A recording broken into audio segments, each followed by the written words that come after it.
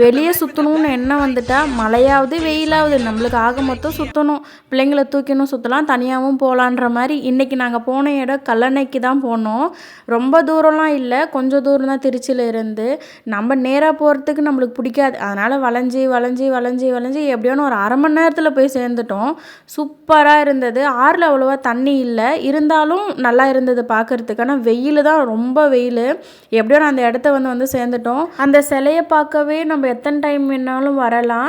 Entry டிக்கெட்டில் எதுவுமே இல்லை, நம்ம பாட்டுக்கு உள்ளே போய் பார்த்துட்டு வந்துடலாம்.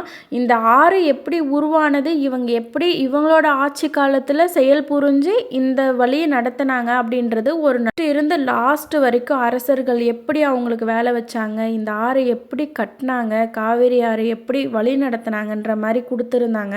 அதை கதையாக படிக்கும் போதே பிரம்மாண்டமாக இருந்தது. தடை செய்யப்பட்ட பகுதின்னு சொன்னாங்க. உள்ளே போய் பார்த்தா தான் தெரியுது ஊரே குளிச்சுக்கின்னு இருக்குது.